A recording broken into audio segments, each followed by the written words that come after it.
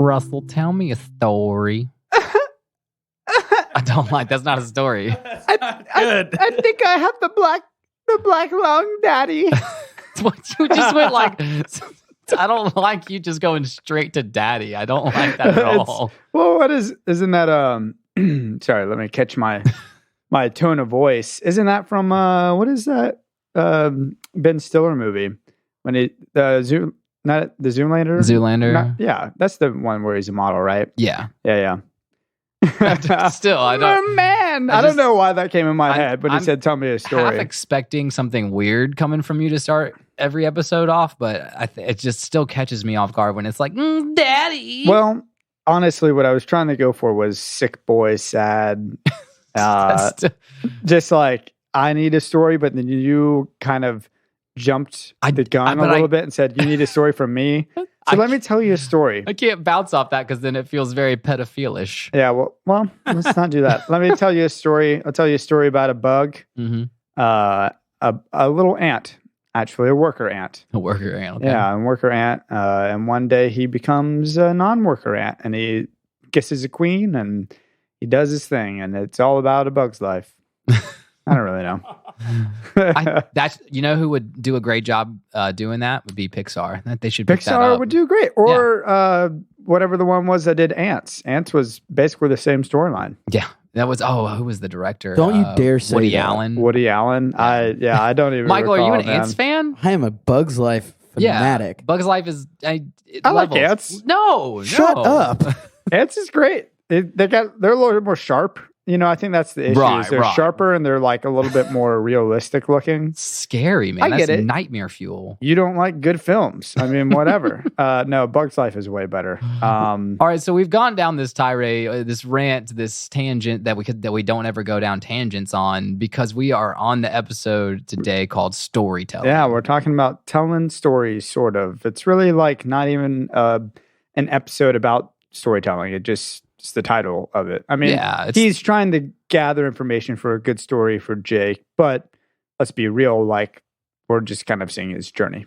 Yeah, I get bummed out just thinking about like Finn going on this pursuit of a story, and I'm like, bro, we just went through the last season and a half of adventures. Like, but Jake was there. He was in his pocket. So Jake specifically didn't want a story that he was a part of. He wanted a real story that he didn't already know. That's such a tall order, though, for anybody. I mean, for besties, you do everything with your bestie. We did something with each other this past weekend. Yeah, we had a little combo birthday outing. Yeah. For the podcast, whatever last Saturday, I don't know, the 6th, whatever that is, that'll be the official Russell and Ned's birthday date for the podcast. Y'all can celebrate then. Send me a gift when we have a quadrillion listeners. It was fun. It was a good time. We don't do everything together, but we certainly did that together. Yeah, we did. But and that's a good thing. I love that you bring up to kick this episode off, like our experiences, because I feel like so much of when you get together with people and have conversations, so much of a conversation and relationships built with people is built on, let me tell you the story of what happened to me last weekend. Yeah. And, people that get really involved in become like life of the party people are people that tell good stories. Man, and it makes me want to start writing down. If there was ever a reason to journal, it was for that. And I wish in college I had done it because I know I would have so many more stories, especially for this podcast, because I'm constantly trying to think of like, how can I relate this to something in our past experiences or whatever that doesn't just randomly come up? I mean, I might start jotting down things that come up in my brain over time just so that I have like a list of stories. But journaling could be a great way to do that so that when you have a relevant story for what's happening at the party and it feels natural to fall in line as like the guy who's telling a story as opposed to just like trying to make the party about you. You got a good one. Well, it's always, you have to tie it in with And I've what's checked happening. myself. Yeah, I've checked myself because I tangent in real life conversation. Oh yeah. And I check myself and always try to do a skill of tying what I'm saying and being like, this is why I'm saying it. And then I'll finish the story and be like, and I said that all because the point you brought up 20 minutes ago, I haven't forgot about you. You're still like, it's not just about me. Yeah. But I did just go But that's 20 minutes. That was story. it's such a hard skill. I had to like check myself because I started realizing I tangented my real life stories. Mhm. And then people would be like, thanks for telling me that. I don't know why you told me that, you know? I had a great story today and I was at coffee this morning and I was mid story. And then I go, man, I'll be honest, I have no clue where I'm going with this. I totally forgot my point. Yep. And he's like, don't worry, man, it happens. And then fortunately, right after I said that, I went, I know what, and I was able to get it back to connect it all. But yeah, and that's a good thing too. Like it's just always I always try to have that trace back in conversation. And people are like, oh, thank you. I appreciate your story and you were still listening to me. You weren't just but like I'm looking at notes about your podcast while I'm telling this. I'm just trying to think like what do you agree with Jake in the sense that like a true this story is going to be the matter of his life and death in this sickness. Is he sick? I guess is my question too. There was he actually sick? There was a fun fact in that I had that gut feeling the whole episode that he was just totally faking this. Yeah. To try to get, and there was a fact. Oh, you're trying to like theoretically speak here. No, I was about to drop as a theoretically speak. And then it came up in the production notes of the show that originally they had planned for Jake to be faking sick to get Finn out of the house so he could do weird stuff. That's all it said. I don't know what the weird stuff was.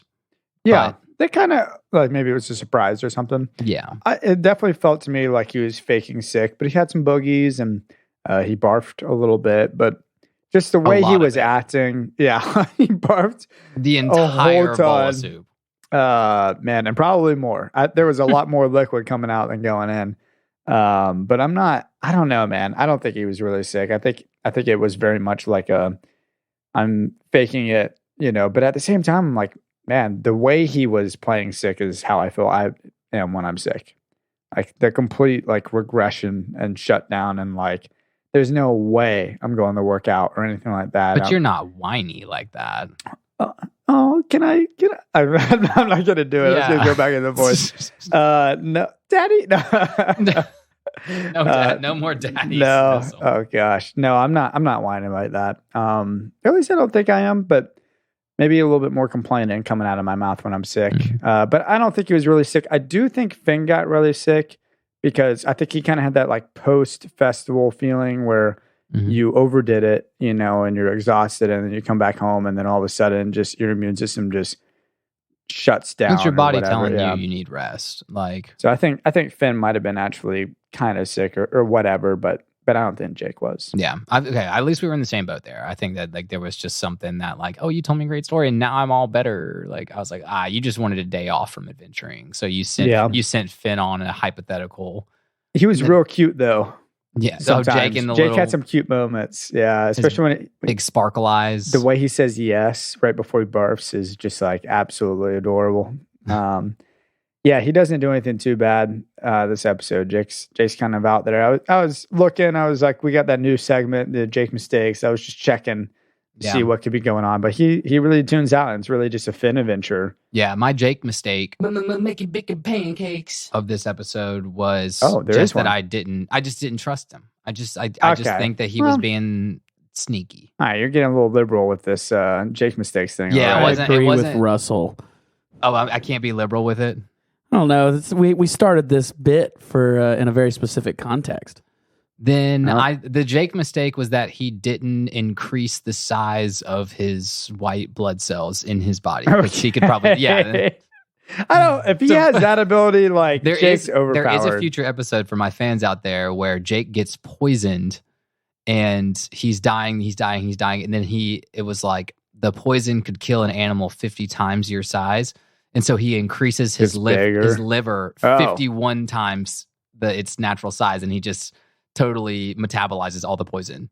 So that skill exists in the Jake universe, which I was like, dude, he could have done I don't know, increase your white blood cells and like fight off illness. I don't know. Well, what do you think? What do you think of his first adventure? He goes out and he sees the leaf falling, and a little snail setting occurs. I mean, I love that I think this is the first time the snails appeared as a non-background. Yeah, just super obvious. Yeah, it was super wavy arm. Like, he was my lovely. Give me some sugar, baby. My lovely of this one. Yep. Yeah. Snail floating on the leaf, man. He's a cutie. He's waving. He's all cute and such. And the forest animals all kind of suck to a degree. Yeah, the bat was cool, but he's not a big part of it. He's just kind of like in the background. I just like the way they drew the bat. I think the runner-up, lovely. If the snail hadn't been in the episode, the runner-up would be the two ants that were like holding hands under the rock. Yeah. Oh, man, I don't know about that. The snail shows back up when he's looking for suspense, which is one of the story elements that Jake gives him. But I did feel weird about the ants under the rock, and I only say that because one of them was crying. The one on the left was crying, and my initial reaction was, "What happened to the ladybug? Why is she crying? Why does she feel like that?" And I hate that. That we don't get the answer to. No, I hate that. I immediately thought I immediately assigned a gender to the two bugs, which is kind of silly. I mean, the one on the right has a deeper voice, but it's an ant, or whatever, a bug. But just my mind, just for whatever reason, was just like, oh, the girl is crying, and I apologized to myself for that one. Or I had criticized yourself. Criticized myself. Yeah, I was like, no, that's not right. But yeah, it's just weird that my mind went to that immediately. Kind of sucks. But so that's why they're not your lovelies. Not my lovely. Yeah, I had a little moment there where I was like, that's not right. But anyways, man, yeah, the snail is my lovely for sure. And I'm glad he finally was like a part of one of the episodes in a real way. Yeah, and he will be again. Yeah, for sure. We've got our call to adventure though, which is Jake wants a story. It's got to be real. Mm-hmm.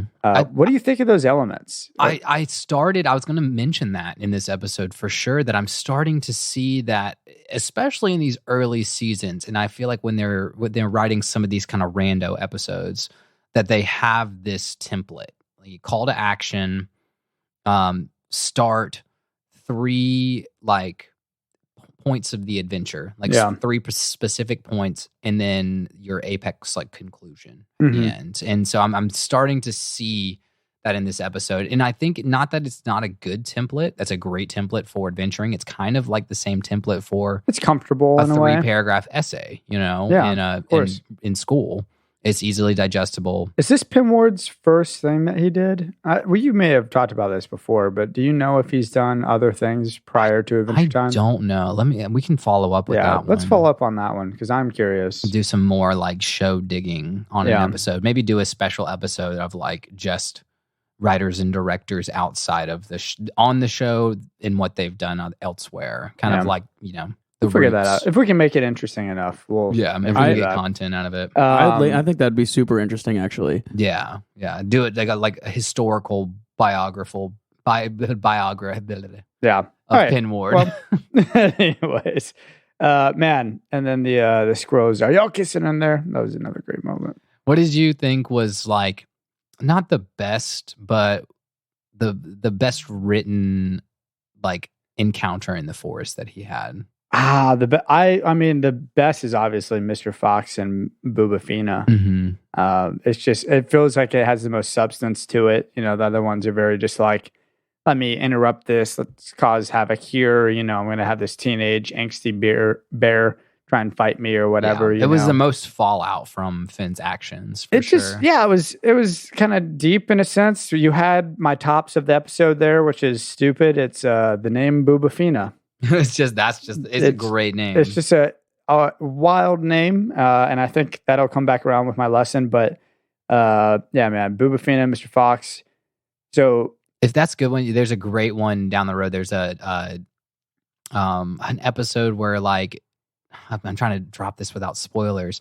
There's a demon trapped in a basement, and there's a little bear that's called Bubasusa. And it sings a song, and while that song is singing, the demon's trapped in a force field, and it's like, "Hello there, where are you, Bubasusa?" It was pretty good. And it was like, so that I think Bubasusa. Bubasusa. Yeah. Well, you got this. It's like a love triangle thing going on where she loves Mr. Goose, but Mr. Fox is into her. And then Finn over there is being kind of pervy and is like, y'all better kiss. Please. Yeah, it was super kiss pervy, for Jake. Man. Well, and not that he Who's was like... Jake? Who's your friend that we got to kiss for? What's his name? It was so weirdly human. I think that's like why it was the most in like what about that was weirdly that human? like relationship, like there's two The people dynamic, chilling yeah. and then like Finn comes in there, is like, my buddy Jake, and they're like, well, we don't care about Jake, and you just ruined like. Has anyone ever said, had. please kiss in front of me to you, though? No. Yeah, that's not weird. except for at my wedding. Maybe. How about that? Oh, okay. Yeah. Yeah, kiss her. Yeah, that's fair. Don't ever make any of your friends kiss each other or people that you know or whatever. Like or strangers. That's a right. good rule of thumb. Yeah, don't make strangers kiss each other. But he's like, he's like, would you eat dirt? You know, and they don't even like agree to it. He's just like immediately swallows a bunch of dirt. It's kind of funny. I feel like Mr. Fox, like even just the voice actor they choose to play him, he's almost like the most human creature we've seen in Ooh so far. Yeah, and he both got like beer bellies too. Bluefina and the fox both have like a nice little round tummy. Yeah, like and the woods kind of feels. I'm not going to call it the suburbs, but the woods just feels like kind of how people should be living in normal society. They're just like hanging out, spray painting cars. Yeah, I got a really fun theoretically speaking for this episode. Theoretically speaking, I almost wonder, we're in the woods and we're seeing all like it looks like cars and like a laundry machine or something like that. And I think maybe there might have been some sort of apocalyptic event that caused all the cars and roads and human remains and buildings to be left in Ooh. I'm not really sure.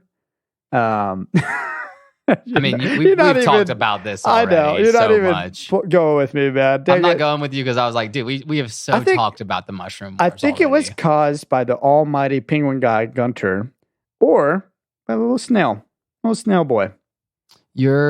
I don't know. I'm just messing. Wrong, but that's fine. That was just a stupid joke. That wasn't even funny. Both of those things kind of play into future apocalyptic episodes. So I'll just leave it at that. That's cool. Well, maybe somebody will get some substance out of that. But I definitely joke went flat. We needed to reference that the woods was filled with like old cars and washing machines and skulls. A little more than normal. You know, they made a point to like point it out as he's looking for suspense, and he sees the snail again. He does see like a skull, and then he does see some sort of a laundry machine or whatever that was. And yeah, it's interesting. I'll be honest, man, this episode wasn't doing it for me. Yeah, it's kind of, it had me feeling the same way I kind of felt when we wrapped up season 1, when it was kind of like, here's the problem, here's the 3 steps of the adventure, and here's the solution. Yeah. It's like even Finn's, like, the lesson, well, it's not even a lesson, like, he's like trying to force an adventure, like a great adventure to happen. And I think like we learned, and it almost felt, maybe the writers were too, like, the best adventures just kind of happen to them. They're organic. And that's what I'm going to get into after our advertising break, is a few of those kind of like deeper, like how it's a boring Adventure Time universe episode. It's kind of a boring, just even if you walked through all the events, you'd be like, that doesn't even sound like an episode. But then I can pull out way more stuff of like real life stuff in this episode that, which I mean, I guess that leads me to be like, we should probably take a break so we can kind of shift, let our listeners take an ad break, and we can get back into some deeper thoughts. Yeah, let's do that on the end of it. So we'll take it away. Are you a kid? Yeah. Are you sure? Yeah. Hell yeah. Go get your parent, kid. I don't want to talk to you. No, I hate my mom. All right. Well, we'll tell you then, and it's going to be a little complex. I got this really cool new product. It's a soup in a can. I know you're probably bored already, but I hate soup. Your mom would love it because it's going to help teach you the read. It's going to teach you. Mean?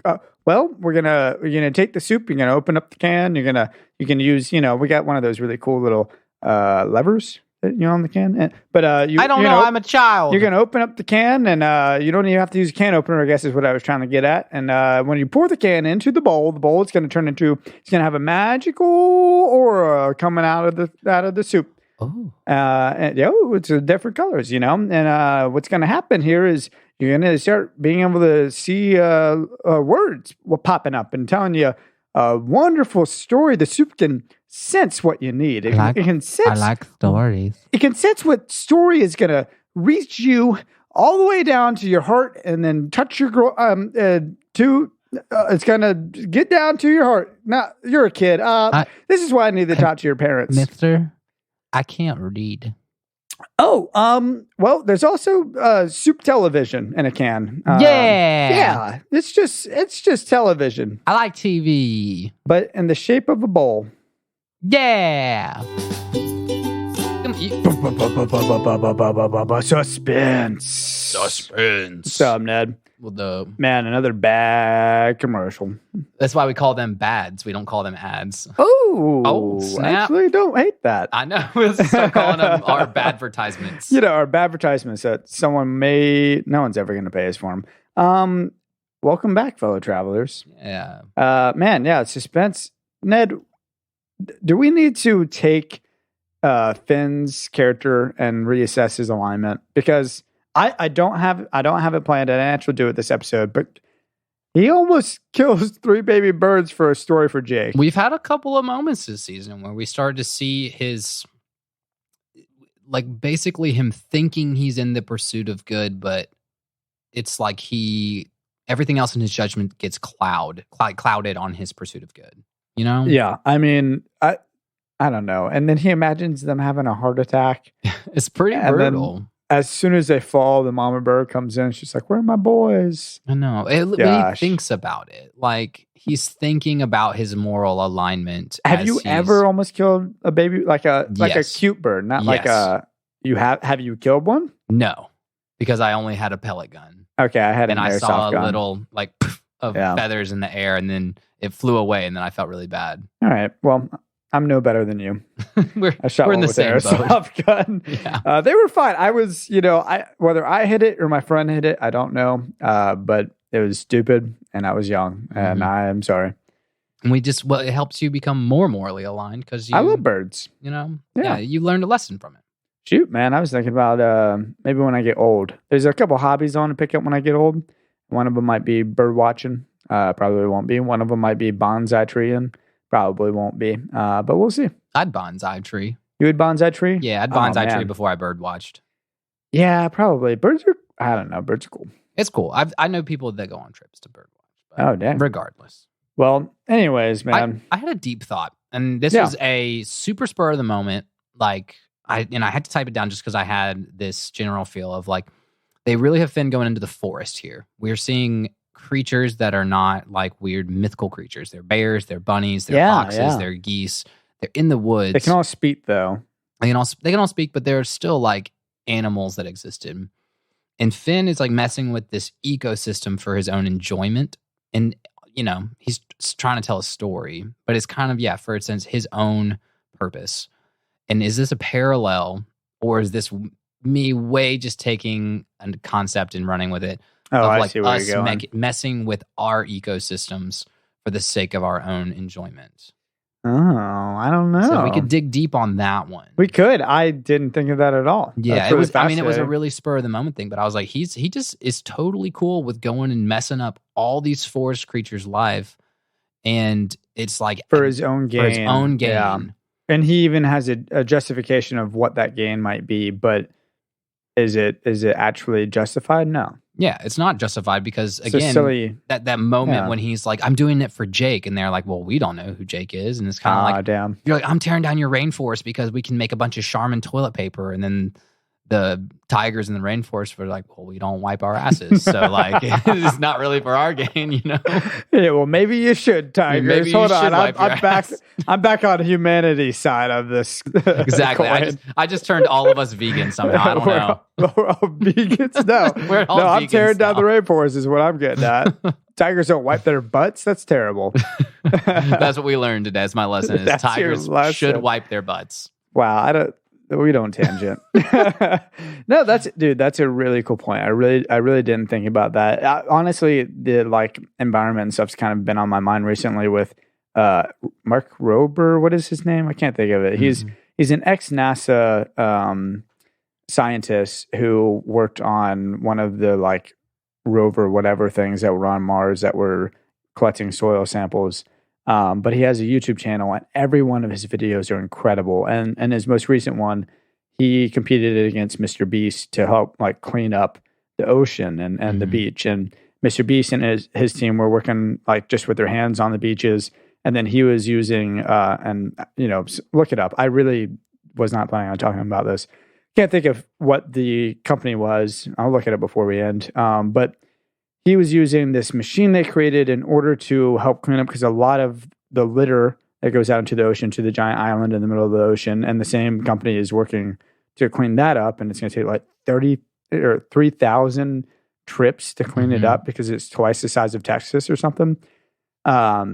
He had this machine that was just going back and forth at the mouth of the river into the ocean and cleaning up just thousands of pounds of trash. And it was unreal. But yeah, this stuff's kind of been on my mind a little bit recently. So that's really cool that you bring that up. Struck a heart chord with you is what you're telling me. Yeah, I think a little bit, we got one planet. There are other planets out there, but we got one that we know that we can survive on. Yeah. And apparently all of the bunnies and the bears and the woodland creatures survive apocalypses somehow. Yeah, somehow. Yeah, they learn how to talk, but they survive. And then they build a cult. And then they have a woodland cult run by the forest wizard. It's the same creatures from South Park. Do you remember? Yeah, the Christmas critters. The Christmas critters.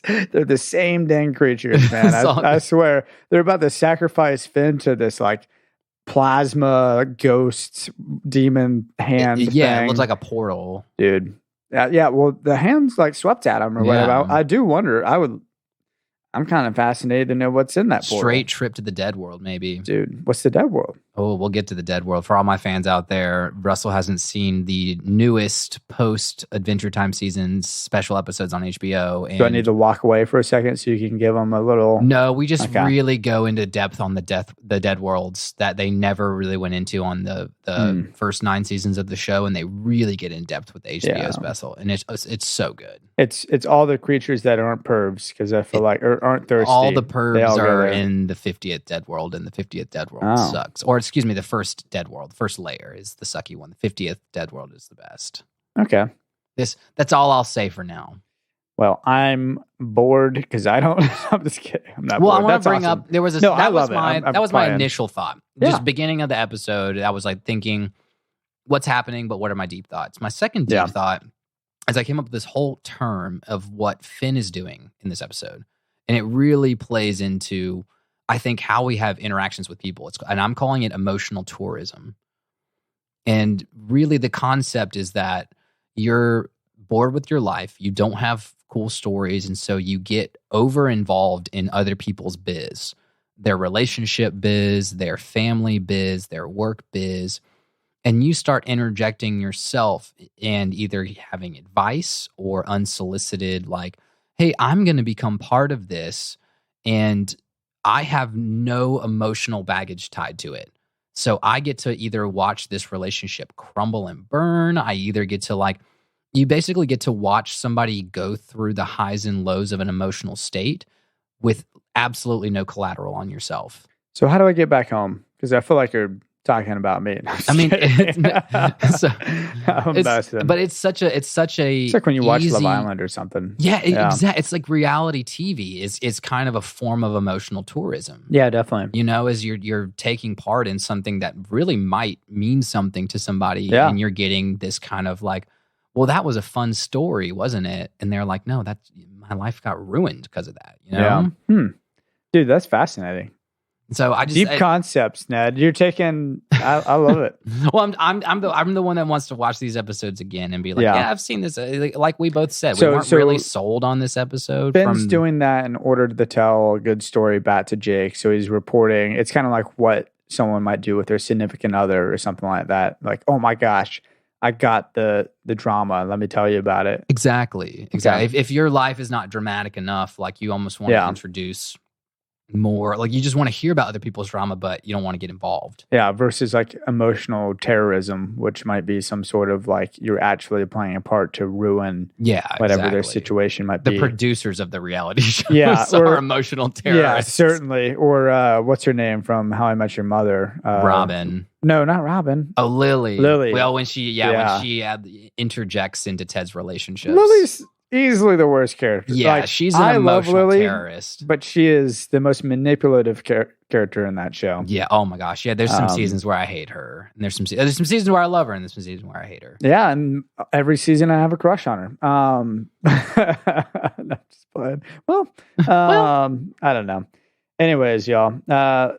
Dude, and then the Forest Wizard. So I wonder, with your kind of going back to your environmental thing, who would the Forest Wizard be? What does he represent something in that theory? I know you kind of just came with that idea. Not necessarily in the theory. You can, I mean, if you wanted to get like existential with it, you could be like, that's Mother Nature protecting. Protecting it against outside forces or whatever. Yeah. The wizard is global warming, telling humans to F off. Or what's his face who was talking about Man, Bear, Pig in South Park? This is really bad. It's Al Gore. Al Gore, yeah. Because I should just know Al the Gore. Forest Wizard. In my mind, Al Gore is a guy who was on South Park for a bit. That is so bad of me. I know who Al Gore is. You just lost us half our listeners, maybe. Whatever. They're all like, Al wow, Gore. Russell knows nothing about politics. That's not true. It's just politics from when I was in middle school. I did not pay attention. It's not true, but it's mostly true. It's mostly true. Yeah, just old politics. No, man. And then I don't know. I like the Forest Wizard a lot. I don't know what he represents. I think Al Gore might be it, but from like a certain period of time. I think Forest Wizard was a nice way to, introduce the fact that like these critters out in the forest still have their own like protector. That there is like this wizard that is protecting this forest. Cultish, dude. It was so the right culty. of the forest justice. And did you notice when he breaks his stick on Finn that the stick flips around?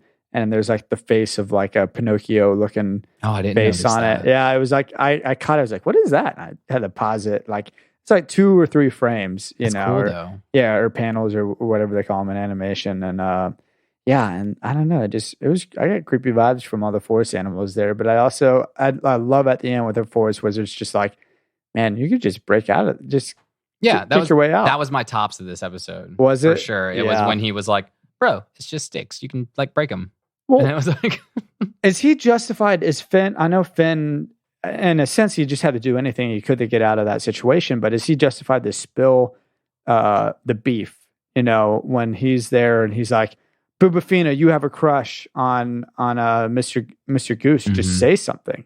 Like, is he justified in doing that? No, I don't think he's justified. I think he got lucky that it played out in a more positive sense. But I think in any real life situation, if somebody comes in and they're like, I know all the love triangles that are happening at this school, or I know all of the drama of our friends, and I'm going to spill the beans, that you become the bad guy. I've been Bubafina in a situation like that. You've been Bubafinaed? And I've been Bubafinaed, Finaded in middle school, man. I told a guy who kind of was a jerk to me. I don't know why I confided in him, but I think he might have been pressuring me to say like who my crush was or whatever. Mm-hmm. And we hadn't gotten, like, it was like one of those days where you go and you like find your new classmates in like a new art class that you didn't have last semester or whatever. You see who's in there, and he happened to be in there, and so was the girl. And he literally yelled to the entire class, "Oh my gosh, you're here. Russell has a crush on you." And that's the worst. On the first freaking day, dude. And that would have been my most embarrassing story, or one of them. Yeah, they should have put Finn in the pit for dropping all the beef. Yeah, but it worked out. And Forest Wizard was all about it. But I've been on the other side of that Bubafina, like, I feel you, girl, Yeah, it's just kind of like going back to that emotional tourism concept. Like you can be the emotional tourist, and then it's when if somebody were to call you out on that and then be like, dude, you got to stop like meddling in my biz.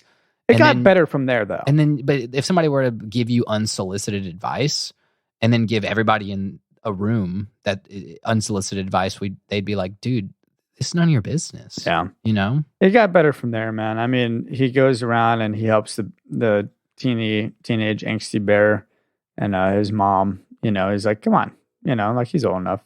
Yeah. Get out of there. At least they were both reasonable. Yeah. And then what was the other one? Mr. Fox. I feel like he does a good job of saying, like, Mr. Fox, you got to move on, man. Like, it seems like he had probably been in that like friend zone for a really long time, maybe. Even though Finn didn't really have that context. But exactly. Like, what if Bubafina and Mr. Fox were meant to be, and Finn just ruined Bubafina didn't like Mr. Fox. What if he ruined the long play? What if Mr. Fox was on the long play? Get out of there, Mr. Fox. No, that's stupid. If you're being Mr. Fox right now, as I was Bubafina, I've admitted to that. Get out of your Mr. Fox situation. Dude, drop that Finn advice right there. Just get out of it. I'm gonna spank your face. Baby slap your face. Baby slap your face, whatever it is that they say. Dude, he is justified though with Mrs. Cal. I would say he didn't know what was under her udder. He should have figured that out. Keep that bag on the udders. I am on Mr. Fox's side especially. He's like, good. Put that away. Call out. That's the Phil face. You're a beautiful girl. Phil face on the udder. You live in the forest, so why don't you let that thing hang out? Let that thing hang out. Let it hang out. She was so happy. She was like the bird. Like it was like a I was gonna say Cinderella, like a Disney moment. Yeah, the bird flies, plays away with the string. Just the ugliest looking face on her udders. I'm like that face is my most like I would if I was there, just a little punch, most punchable. Did you have most punchable character in this? That is the udders, just like a speed bag. You're just gonna speed bag punch the udder. Yeah. Gosh, dude, it's sucked. Yeah, I think they had little hairs on it too. Most punchable might have been Finn for me in this episode. I hate to say it.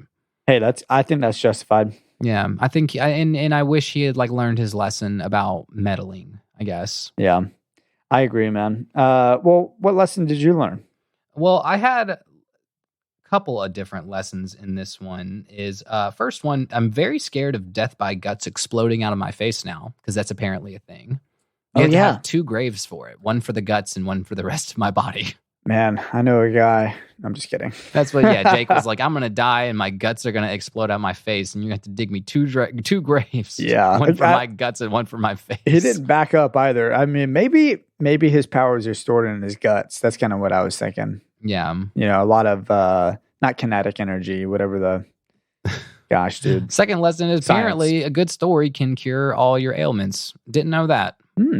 I doubt that one, but we'll see the next time I'm really sick. I'll tell Jackie to go out and get me a good story. Ooh, that's good. I might have to do the same thing. Third one. Oh, geez. Dude, don't go poking around in other people's business for your own enjoyment. Don't be an emotional tourist. I'm the culprit myself. Ned, don't be an emotional tourist. I know. It's good. That's a good why I like watching this show is to like take these moments to self-reflect and be like, that's a good lesson for me to learn. Is like, you ever realize that like I'm meddling in this and be like, oh, I want to know what's happening in this person's love life. Like, don't get involved. Like, even like be careful how much you ask, just in case. It's just so interesting. I know. Yeah. And I think that's a good lesson. My last lesson is good stories come from honest interactions and real emotions that you bring to the table. Nice. Every good story I think that's been told in the history of time comes from, even if a writer's telling a fiction story, that they're bringing their own emotional something from their past experiences to the table to write in. But like, don't go out and like be like, oh, I'm going to write about someone else's love story, because you're going to get it all wrong. Then you can tell it's a fake story, Yeah. All right. What about you? I've got some lessons. What's your lessons? We're going to go for 7 today. 7 total. Well, not me, us combined. Oh, okay. Our listeners are counting. The first one is both boys and girls cry. Boys and girls cry. Everyone cries but Ned. And it's not masculine or feminine. So that's lesson number 1 is just everybody cries, And then the second lesson is I'm a child who thinks Bubafina is a good name for a character. That's a great name. And the third and final lesson is limit the lessons to 3 apiece. No. Oh man, got so many good ones from this. From a weirdly bad episode we didn't enjoy. I thought the deeper aspects were way more entertaining than the the face value. Yeah. You know? Yeah, we'll see. I know the next episode's about slugs or something like that, so I almost wonder if I'm even going to enjoy that episode. Yeah, it's not one of my favorites. Oh, no. All right. Well, y'all, anyways, we'll be here, and I'm going to bring the energy next one. Whatever it is, I'm going to bring it. I'm going to like it. Maybe. Thanks, y'all. Thanks for following us and checking us out. Listen, we just hit 4,000 downloads today, dude. That's crazy. Hit 4,000. Yeah, that's awesome. And actually, I feel really bad. We did get a listener email. Bring it up on the next episode. Yes, bring it in the next episode. We want to get those listeners in. Dude, freaking awesome email. We'll talk about it next week. Yes. I'm sorry for the person who sent it to make you wait, but I didn't give them a shout out. Give them an email shout out real quick to let them know that they've been heard. Email, Ned, improvise. I gotta go to the email. I don't know the name. Our producer's dying in there. He's coughing. Don't you go dying on me, Mike. Ned, improvise. Amp. Ramp. Amp. AMP. There's 2 ants under a rock holding hands. Oh, that's bad. AMP. Amp. They sent us, man, a heck of a email, and I will talk about that next week. Anyways, follow us on Instagram, Never Ending Adventure Podcast, TikTok at Never Ending Adventure Cast, Twitter at NEA_podcast. If you want to be like Amp and give us an email, and also I'm sorry if I shouldn't have said your name. I'm realizing that now. I didn't ask for permission. They knew. Yeah, I don't know. I'm sorry, man. Or they, them. Email at nea.travelerslog@gmail.com. And we'll try and be a little bit more better about. I'm always trying to be a little bit more better. Everything. I apologize. I was so bad all of a sudden. It's all good. Hey, thanks, y'all. Hey, we got a little bit of starstruck at our first fan email. So. I just got excited. We loved you guys. All right. Bye-bye.